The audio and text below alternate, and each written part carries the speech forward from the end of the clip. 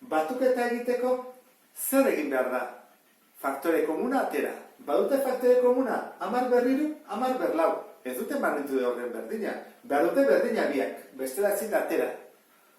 Orduan, zer egin behar dugu? Hau pasatzen dugu, laura edo hau irura. Niko pasatuko dut hau, laura. Egokiagoa da, magnitude horrena igotzea. Orduan, hau igotzen badut, zer egin behar dut bere ondokoarekin? Bere biderkagaiarekin, jetxi. Hoi ingo dugu. Hau txikituko dut, txikitzea bat txikituko dut, beraz koma bat mugitzen da, txikitut horrela, hau da txikitzea, Koma mugitut bat. Horren bai dela 10 berlau. Gehi, 8 koma bat, 10 berlau. Horren, dugu. Hau, eta hau, berdina. Horren, berdina dena, faktore komuna da, ateiten dugu. Horren jartzen dugu, 10 berlau. Eta zein behar dugu, batu, bi biderkagai hauek. 0,82 eta 8 bat. Zenbat datatzen da? 2, 0, 9. Bider, 10 berlau. Nola, eta zaiten 10 baino txikiagoa, onargarria da, ezta? Horan, batuketaren emaitza hori izango litzake. Hemen zer dugu? Dugu biderketa bat, eta hemen keketa bat. Egin daiteke banatze probabilitatea, bidertu, edo indezak egun keketa, eta nik hori jarretuko dut. Keketa egitea egokiago delako. Hemen dugu -10, eta hemen -11. Behar duguna da, biak berdina izatea. Adibidez, ingo dudana horrein, izango da, hau txikitu, izateko bezala, -11. Eta horrean egin beharko dut, handitu. Hau zer egitea. Beste dena, berdin kopiatu behar dut. 1,4, bider 10 ber 6. Handitzea zer da? Koma, mugitzea, eta handiago izatea. 1,2 baina handiagoa da, 12. Koma mugitu dut dalako. 12 bider, 10 ber -11, txikitu dut. Ken, 1,5 bider, 10 ber -11. Hore, berdina ditugu. -11 eta -11. Ata ezakegu faktore komuna.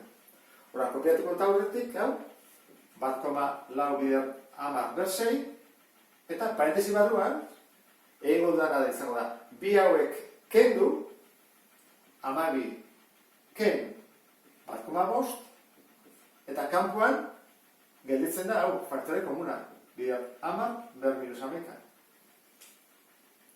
Jarri behar da parentesia, jarri dut bazpare zuez nastutzeko. Ez da behar, zendenak dira, bidertzera ideanak kanpora. Baina bazpare hola jarriko dugu.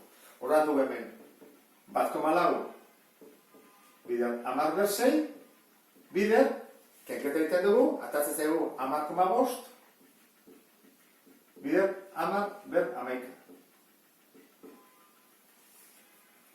Biderketa egin behar dugu, kalkulagailuarekin. 14,7 eta bi hauek zer egin behar dugu? Biderketan egiten dira batuketa. Orduan dugu 6 gehi -11, zenbat da? -5. Idazkera zientifikoan jarri beharko dugu horren, ze 10 baina handiagoa da. Orduan zer egin behar dugu honekin? Txikitu. Magnitude orden bat. Orduan hau egin beharko dugu, handitu. Jarri dezagun. Txikitutan gehituko ditzake horrela. 1,47. Bat mugitu dugu. Orduan, handitzea zer da? -5 jarri behar dira, -4. Bukatu dugu hori. Eta azkena, hemen ditugu biderketak eta zatiketak. Magnitude ordenak ez ditugu berdindu beharrik. Horra, zuzenean hasiko bere egiten, separatu ingo ditut, batetik dugu. Ego du horrela, 6 bider 2,5 zati 3, eta bestetik dugu 10 ber -3, eta nola duten denak, oinarri berdina, ego du -3, gehi 6, eta kerameka zatizerena kentzen jartzen delako. Orduan, ez dute ingo 6 bider 2,5, ingo dut 6 zati 3, lehenengo, erresa hau dela. 6 zati 3, 2, eta 2 bider 2,5, 5. Hala, 5. Eta amarrekin zenbat gertatzen da? Ba, amar dugula, minus iru, gehi 6, ken lau. Hau da, minus amalau, 6, ken amalau, minus 8. Horren dugu, amar ber minus 8. Horekin bukatzen dugu.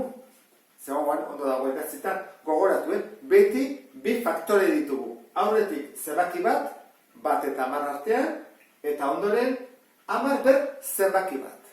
Eta errepasoa ulertu duzulakoan, beste bat arte. Agur?